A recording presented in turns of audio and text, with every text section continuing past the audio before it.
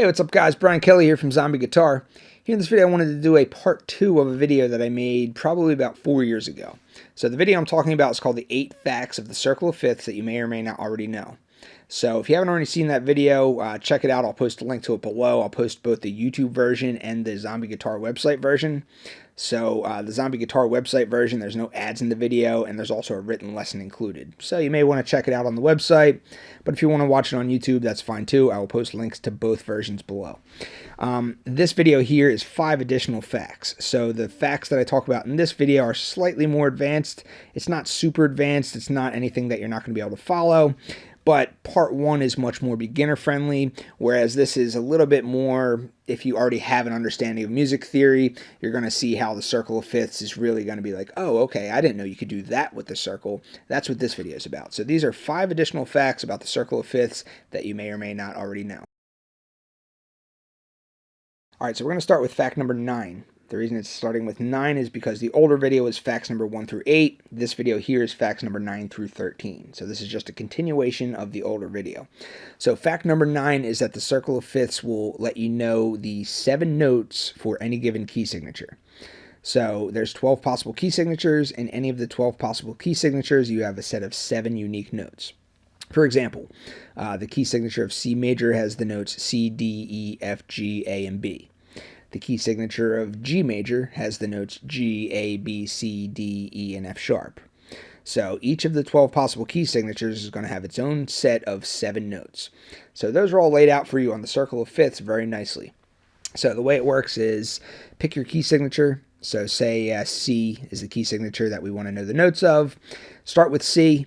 Go 1 note in the counterclockwise direction, and then count 7 notes in the clockwise direction. Those are your 7 notes. So you can see that the C, D, E, F, G, A, and B are all right here. You just have to take those 7 notes and put them in alphabetical order, and that will give you your C major scale. If you want to figure out the key signature of G major, for example, start on G, because that's the key signature we're trying to figure out. Go 1 note in the counterclockwise direction, and then count 7 notes in the clockwise direction. Your result is G, A, B, C, D, E, and then F sharp. You just have to put the notes in alphabetical order.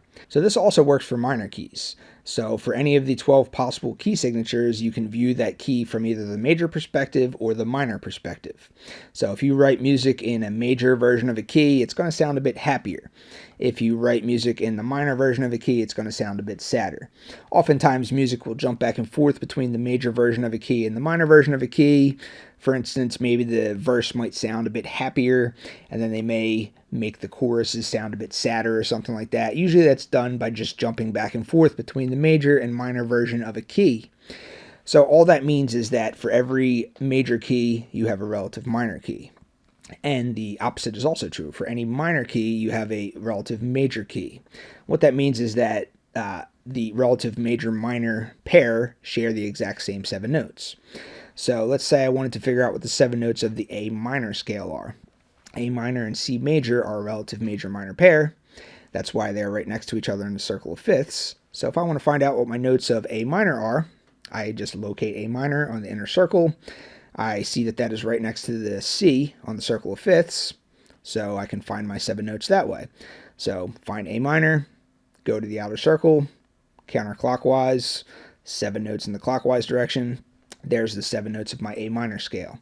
I just have to start on the note A, arrange these notes in alphabetical order, and I have my A minor scale notes. So this trick works for any of the 12 possible key signatures, but the thing to keep in mind is that if the key is on the right side of the circle, it's going to contain sharps in the key. If it's on the left side of the circle, it's going to contain flats in the key. When you're writing out a key signature, writing out the 7 unique notes of any given key signature, you don't want to mix sharps and flats together. So for example, let's take E major. What is the 7 unique notes that make up the E major scale? Or what are the 7 unique notes in the key signature of E major? You could also call the C sharp minor, relative major-minor pair. Let's just call it E major for now. What are the 7 unique notes? So because it's on the right side of the circle, it contains sharps and not flats. But you can still apply the same trick. So find your E, go 1 in the counterclockwise direction, then count 7 in the clockwise direction, those are going to be the 7 notes of the E major scale. But you have to make sure that you turn the flats into their equivalent sharp names, because the key of E major contains sharps and not flats. So you have E, F sharp, G sharp, A, B, C sharp, and D sharp. So those are the equivalents of the flats. You just have to call them by their sharp names because it's on the right side of the circle. Alright, so fact number 10 is that you can also find the pentatonic notes for any given key signature. So let's say I want to find the pentatonic notes for C major. So the pentatonic scale is just 5 of the 7 total notes of that key. So how do I know which 5 to use? How do I know which 2 to get rid of to leave me with just the pentatonic? Well, I start off the same way. So I'm looking for C major pentatonic. I find my C on the outer circle. I start 1 in the counterclockwise direction. I then count 7 in the clockwise direction. Those are the 7 notes of the key scale. So that's the key signature of C major. If I want to find the C major pentatonic scale, I just get rid of the notes on the ends, all the way on the counterclockwise and all the way on the clockwise. So I eliminate the F, I eliminate the B. Those 5 notes that are left, that's my C major pentatonic scale. Those are also the same exact 5 notes as the A minor pentatonic scale. Why? Because C major and A minor are a relative major-minor pair. That means they share the exact same notes. So not only do they share the same 7 notes for the full, it's called the diatonic scale, the full 7-note scale, but they also share the same 5 pentatonic notes too. All right, so this works for all 12 key signatures. Try it out for yourself, see if it's true. That's fact number 10. So fact number 11 is that you can use the circle of fifths to determine the intervals for any given note. So all that an interval is the spacing between one note and another note. And then when you play those 2 notes together, depending on the interval, determines on whether it sounds good or not so good. So of course that's subjective. Some people may think certain intervals sound great. Other people may think that those intervals don't sound so good. Depending on what your preferred genre of music is, may dictate that. The point being is that each interval has a very specific sound. So a major third has a very specific sound. A minor third has a very specific sound. A perfect fifth has a very specific sound. Those are intervals. So the circle of fifths lays these intervals out for you, and if you can memorize the distance on the circle of fifths, that will let you know, the specific note that an interval is in relation to another note. For example, let's take the note C. I want to find what my intervals are in relation to the note C. So I can use my circle of fifths. So one space away in either direction is going to be either a fifth up or a fifth down. So a fifth up from C would be the note G. A fifth down from C would be the note F. If I go 2 in either direction, it's going to be a major second up or major second down. If I go 3 in either direction, it's going to be a major 6th up or a major 6th down. If I go 4, then it's a major 3rd up or a major 3rd down.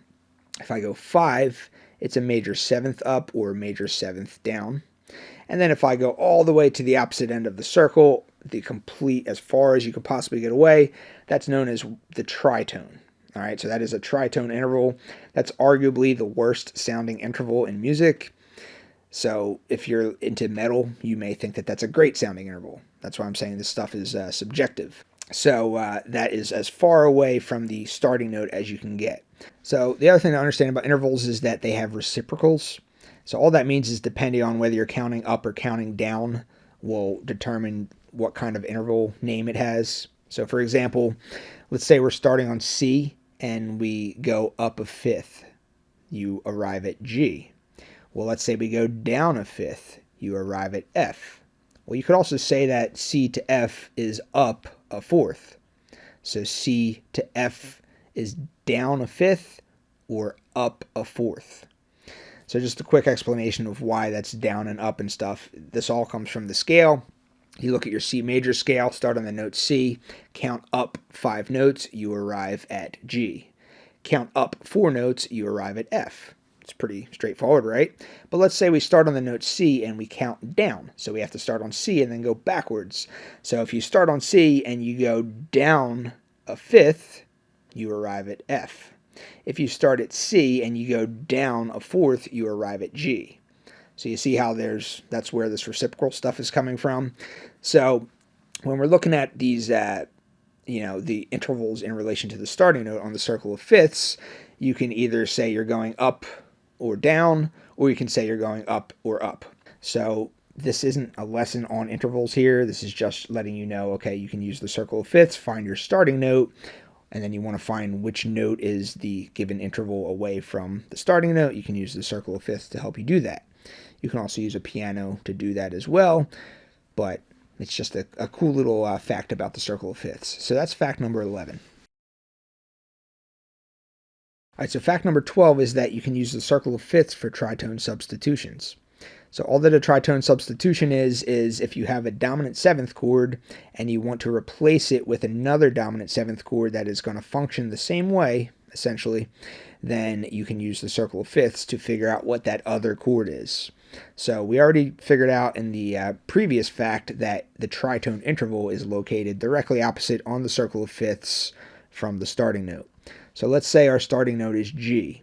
What is my tritone interval of G? I would look directly opposite on the circle of fifths. I would arrive at D flat. So that is saying that G and D flat are a tritone apart. That's a tritone interval. If you play a G and a D flat at the same time, it's going to sound like this. So that's a tritone interval sound. So if I have a G dominant seventh chord, and I'm playing a song and I have a G dominant seventh chord, and I want to do a tritone substitution for a G dominant seventh chord, I can substitute that chord for a D flat dominant seventh chord. That's what's known as a tritone substitution. So why is a tritone substitution? Why is that? That's because in a G dominant seventh chord, it has that tritone interval in there. A D flat dominant seventh chord also has the same tritone interval in there. Let me show you what I mean. So let's look at a G dominant seventh chord. So in a G dominant seventh chord, I have my notes G, D, F, B, D, and G. So that's a G dominant seventh chord. So right in that chord, I have that tritone right here. So that's my tritone interval located within this G dominant 7th chord. All right, so there's the tritone. So the tritone within a G dominant 7th chord happens to be the notes F and B. All right, so here's an F and B. So F and B is the tritone found within the G dominant 7th chord. So if I want to replace the G dominant 7th chord with the tritone substitution, I would substitute for a D flat dominant 7th chord. So here's a D flat dominant 7th chord. Here's the tritone interval found in there. And that is the notes F and B. Alright, so here's an F, here's a B. So in the G dominant 7th chord, I have that F and B tritone. In the D flat dominant 7th chord, I have the F and B. So that's why you can substitute a D flat dominant 7th chord for a G dominant 7th chord and vice versa, and the function will essentially function the same way. Not everyone likes the sound of tritone substitutions, so you may or may not want to use them, but if you do want to use tritone substitutions in your songwriting, you can easily use the circle of fifths to let you know what the tritone sub is. All right, and then fact number 13, and this was brought to my attention by Mike Pugh. I don't know how to pronounce his last name, but he is a member of the Zombie Guitar Members Facebook group. If you're not a member of the Zombie Guitar Members Facebook group, I will post a link to that below as well. But he brought this to my attention. This is actually a really cool fact that I was not aware of, so thank you, Mike, for bringing this to my attention. So the circle of fifths organizes the modes from brightest to darkest. So if you look at the 7 modes of any given major scale, so take C major as our starting scale. So C major scale, the 7 modes are C Ionian, D Dorian, E Phrygian, F Lydian, G Mixolydian, A Aeolian, and then B Locrian.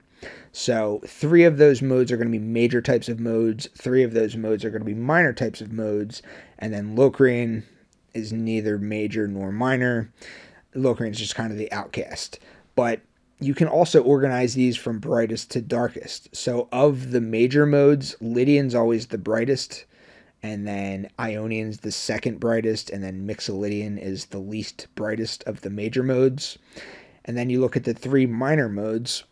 So the minor modes are all darker than the major modes, but they still have, order from brightest to darkest within the minors. So Dorian is the brightest minor mode, Aeolian is the second brightest minor mode, and then Phrygian is the third brightest minor mode, or the darkest minor mode. And then you have Locrian, which is the outcast. That is arguably the darkest mode of them all.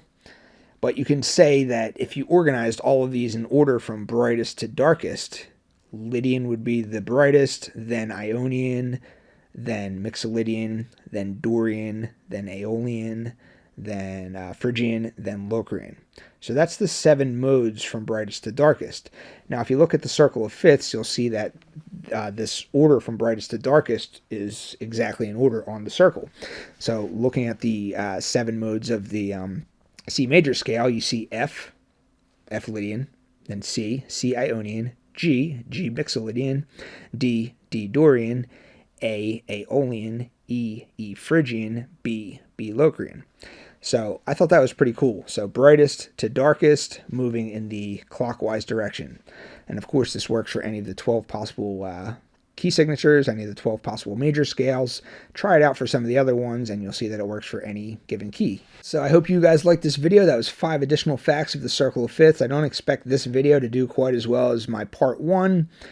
Actually, my part 1 was just kind of a afterthought. I'm surprised that it did as well as it did.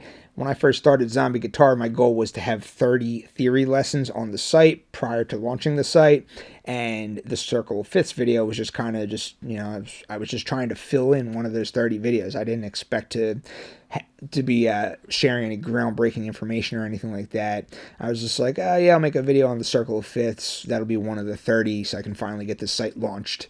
And it turns out that that video was one of my most popular videos ever, so I did not expect that at all. I don't think that this video is going to be quite as popular as part 1, but if it is, cool, whatever. But I hope you guys like these 5 additional facts. Thanks for watching. I'll see you next time.